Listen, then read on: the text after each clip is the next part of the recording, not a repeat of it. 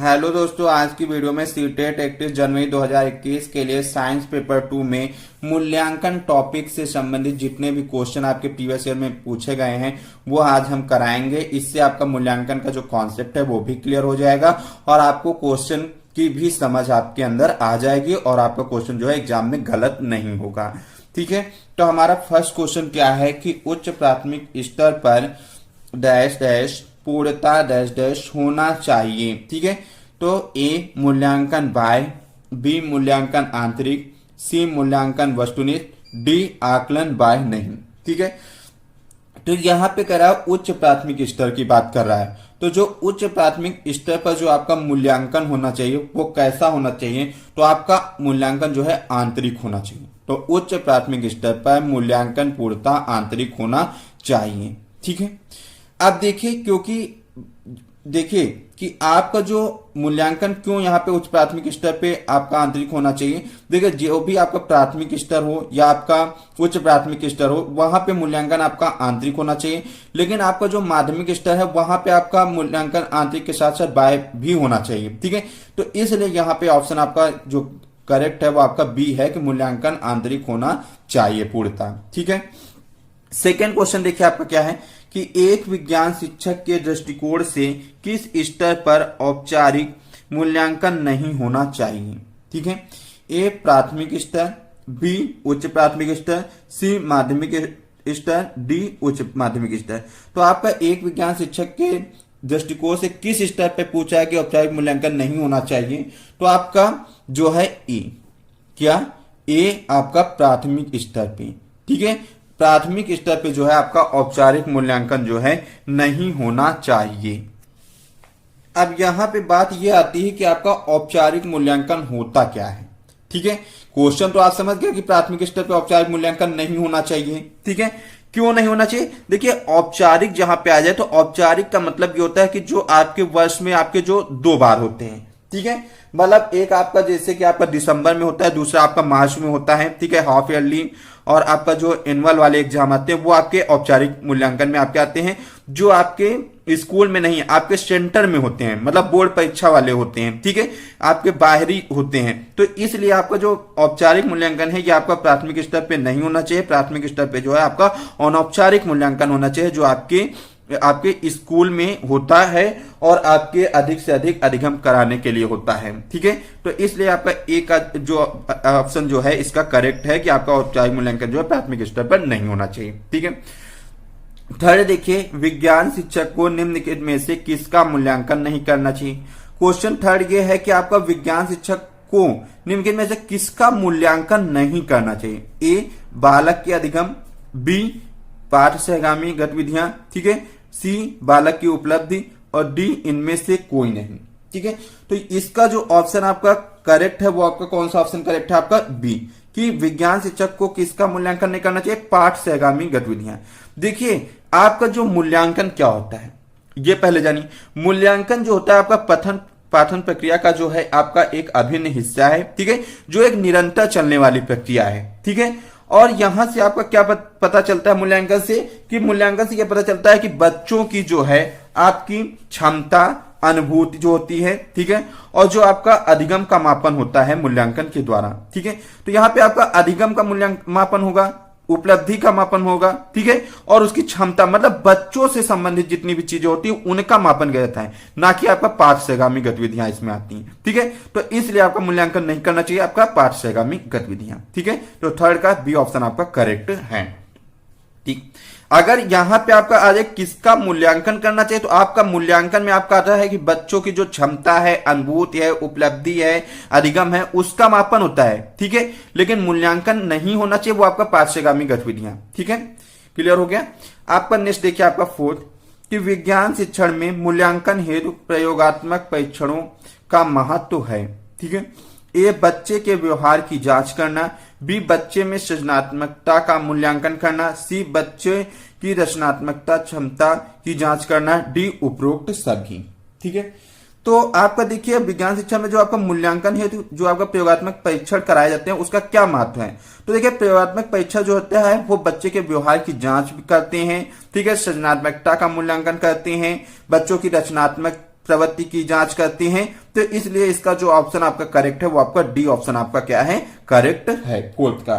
ठीक है, नेक्स्ट आपका देखिए फिफ्थ क्या है कि सैद्धांतिक लिखित परीक्षा जिसमें 10वीं की बोर्ड परीक्षा भी शामिल है में कुछ प्रश्न डैश डैश डैश पर आधारित होने चाहिए।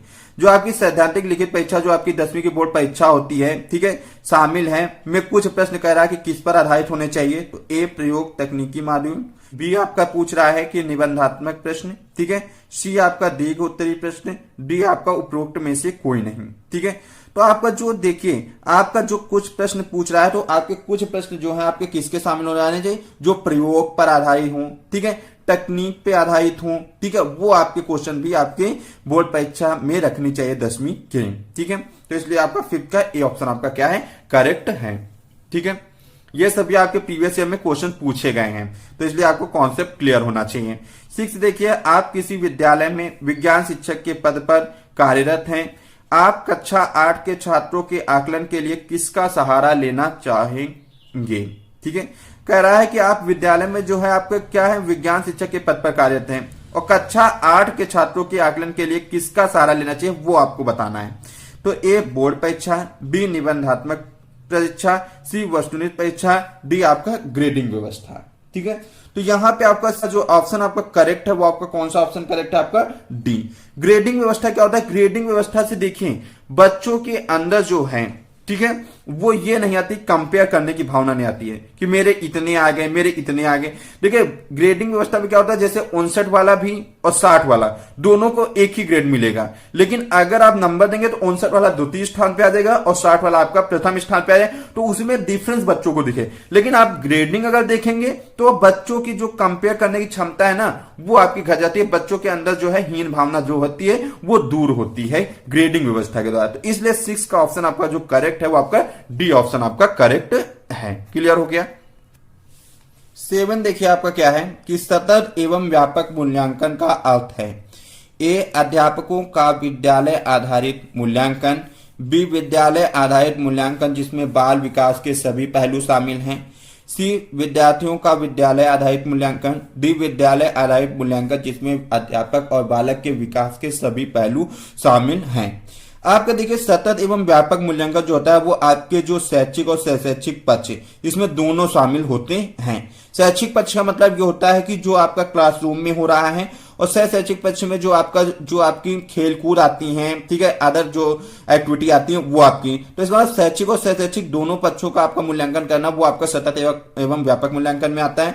और सतत एवं व्यापक मूल्यांकन में जो है आपका क्या होता है कि विद्यालय आधारित मूल्यांकन जिसमें बाल विकास के सभी पहलू शामिल हैं वो आपका आता है, इसका अर्थ है। ठीक है, इसलिए 7 का आपका बी ऑप्शन आपका क्या है, इसमें करेक्ट है।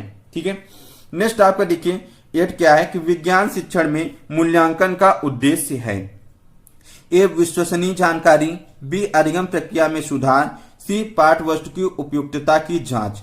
तो ए आपका कह रहा है केवल ए, बी आपका कह रहा है केवल बी, सी आपका कह रहा है ए और बी, ठीक है, और डी आपका कह रहा है ये सभी। ठीक है, तो 8 का जो ऑप्शन आपका करेक्ट है वो आपका कौन सा करेक्ट है, आपका डी, ये सभी। मतलब विज्ञान शिक्षा में जो मूल्यांकन का उद्देश्य होता है आपका विश्वसनीय जानकारी प्राप्त हो, पाठ वस्तु की उपयुक्तता की जांच की जाए, ठीक है, अधिगम प्रक्रिया में सुधार लाया जाए, ये सारी चीजें जो है आपके मूल्यांकन में आपकी क्या आती हैं का उद्देश्य है। ठीक है, नेक्स्ट आपका देखिए 9 क्या है कि विज्ञान शिक्षा में गुणात्मक व्यवहार परिवर्तनों के मूल्यांकन हेतु उपयुक्त तकनीक नहीं है। ठीक है, गुणात्मक व्यवहार परिवर्तनों के मूल्यांकन हेतु उपयुक्त तकनीक नहीं है, वो ऑप्शन आपको बताना है। ए रेटिंग स्केल, बी आपका ग्रेडिंग व्यवस्था, सी निबंधात्मक परीक्षा और डी आपका रूपात्मक आकलन। ठीक है, तो आपका इसका जो ऑप्शन आपका करेक्ट है वो आपका सी।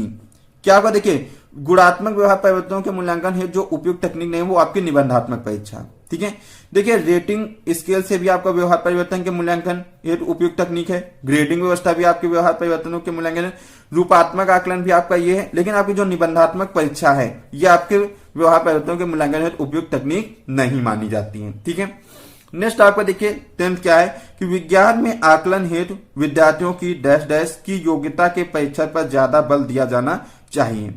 कह रहा है कि विज्ञान में जो आकलन हेतु विद्यार्थियों की जो इनमें से कह रहा है कि किस योग्यता के परीक्षा पर ज्यादा बल देना चाहिए वो ऑप्शन आपको बताना है।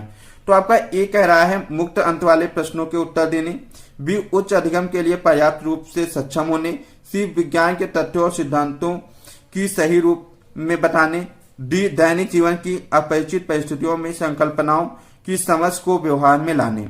ठीक है, तो इसका ऑप्शन जो आपका करेक्ट है 10th का, वो ऑप्शन आपका डी। देखिए आपका कहीं भी दैनिक जीवन आ जाए, ठीक है, दैनिक जीवन आपका पास्ट टू टाइप वर्ड है, वो आप आंख बंद करके आप वो ऑप्शन लगा देंगे, वही ऑप्शन आपका क्या होगा, करेक्ट होगा।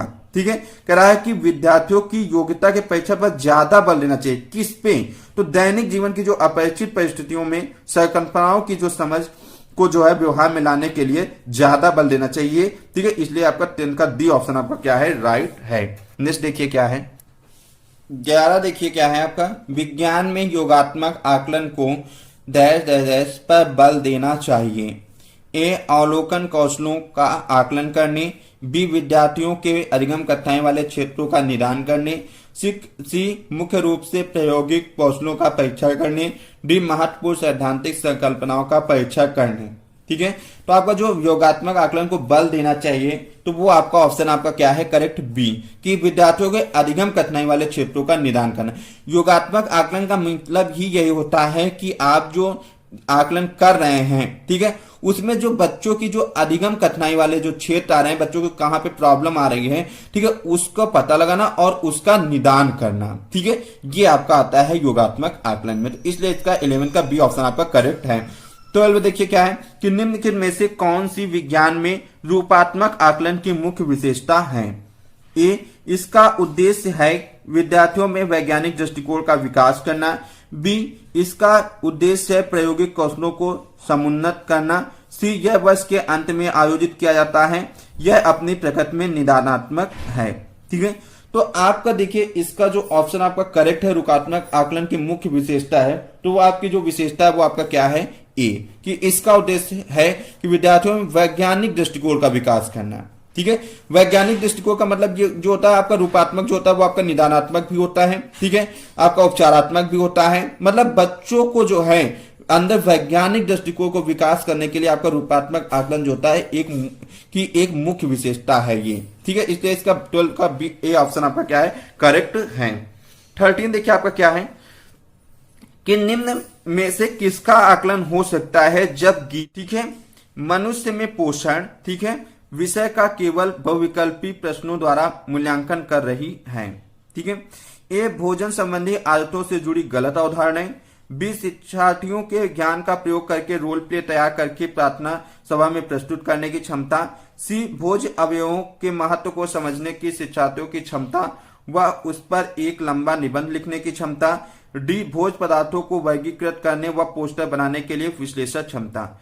देखिए आपका जो आपका गीता है मनुष्य में पोषण विषय का केवल बहुविकल्पी प्रश्नों द्वारा क्या करें, मूल्यांकन कर रही है, तो इसका मतलब क्या है, तो इसका मतलब ये है कि ए। ठीक है, क्यों ए है कि भोजन संबंधी आदतों से जुड़ी गलत अवधारणा, जो आपका बहुविकल्पी प्रश्नों द्वारा क्या होगा कि मूल्यांकन करें कि जो भोजन से संबंधित जो गलत अवधारणाएं आ गई हैं उनका आप ये मूल्यांकन कर रही है बहुविकल्पी प्रश्नों द्वारा। ठीक है, तो 13 का ए ऑप्शन आपका क्या है, राइट है। 14 क्या है कि विज्ञान शिक्षा द्वारा छात्रों में अभिव्यक्तियों एवं मूल्यों के विकास के मूल्यांकन के लिए निम्नलिखित में से कौन सी तकनीक सबसे अधिक उपयुक्त होगी। ए कागज पेंसिल परीक्षण, बी अवलोकन, सी जांच सूची चेकलिस्ट, डी रेटिंग स्केल। ठीक है, तो छात्रों में अभिव्यक्तियों एवं मूल्यों के विकास के मूल्यांकन के लिए पूछ रहा है कि कौन सी तकनीक सबसे जो है उपयुक्त होगी। ठीक है, तो इसका जो ऑप्शन आपका करेक्ट है वो आपका बी। ठीक है, अगर आपका कहीं भी अभिव्यक्ति और मूल्यों के विकास का मूल्यांकन करने की बात आ जाएगी तो वहां पे आपकी जो अवलोकन तकनीक होती है वो आपकी सबसे बेटर मानी जाती है। ठीक है, तो 14 का बी ऑप्शन आपका करेक्ट है। ठीक है, 15 देखिए मूल्यांकन का मुख्य उद्देश्य है, ए केवल प्रश्न पत्र तैयार करवाना, बी अधिगमकर्ता की उपलब्धि जानना एवं सुधार लाना, सी अनुशासन बनाए रखना, डी केवल परीक्षा करवाना। तो आपका मूल्यांकन जो मुख्य उद्देश्य है वो आपका क्या है, तो वो आपका ये है कि अधिगमकर्ता की उपलब्धि जानना एवं सुधार लाना। ठीक है। अगर मूल्यांकन की बात किया जाए तो मूल्यांकन जो है आपका पठन प्रक्रिया का एक अभिन्न हिस्सा है, जिसके माध्यम से क्या किया जाता है कि बच्चों की जो क्षमता है, ठीक है, उसकी जांच की जाती है, उनकी अनुभूतियों का, अधिगम का मापन किया जाता है, ठीक है। तो इसका मतलब क्या होता है कि जो आपका अधिगम करता है कि उपलब्धि जानना एवं सुधार लाना जो है वो आपका मूल्यांकन का एक मुख्य उद्देश्य है, ठीक है। तो 15 का बी ऑप्शन आपका है राइट। 16 देखिए, विज्ञान में आकलन को बल देना चाहिए। ए, प्रयोग करते हुए सही परिणाम प्राप्ति पर। बी, साफ और स्पष्ट आरेख बनाने की योग्यता पर। सी, अवधारणाओं और प्रक्रियाओं की समझ पर। डी, संक्षिप्त परिभाषाओं और सही उत्तरों पर, ठीक है। तो आपका विज्ञान में जो आकलन को बल देना चाहिए वो किस पे बल देना चाहिए, तो ए कि प्रयोग करते हुए सही परिणामों की। आकलन का मतलब ये है कि आप जो प्रयोग कर रहे हैं उससे आप सही परिणामों पर जाएं, ठीक है, सही परिणामों की प्राप्त करें। यह आपका आकलन को बल देना चाहिए विज्ञान में। तो ठीक है, तो ये हमारे इंपॉर्टेंट जो है आपके 16 टाइप जो है क्वेश्चन थे मूल्यांकन से संबंधित। नेक्स्ट वीडियो जो है आपकी पेडागोजी से संबंधित आपकी साइंस में फिर आने वाली है, तो इसलिए आप लोग चैनल को सब्सक्राइब कर लेना, बेल आइकन प्रेस कर लेना ताकि आने वाली वीडियो का नोटिफिकेशन आपको मिल सके। मेरी क्लास जो है आपकी 12-15 पे जो है आपकी होगी, ठीक है। साइंस और मैथ्स की जो है स्पेशल क्लासें प्रोवाइड की जा रही है इस समय, तो इसलिए आप चैनल में बने रहिए, ठीक है। और आपका एग्जाम जो है साइंस और मैथ में अच्छे नंबरों से जाएगा, ठीक है। और अदर सब्जेक्ट में भी आपको प्रॉब्लम है तो आप कमेंट करके जरूर बताना, वो भी सब्जेक्ट की प्रॉब्लम आपकी दूर की जाएगी। तो thanks for watching, love you all, जय हिंद, जय भारत।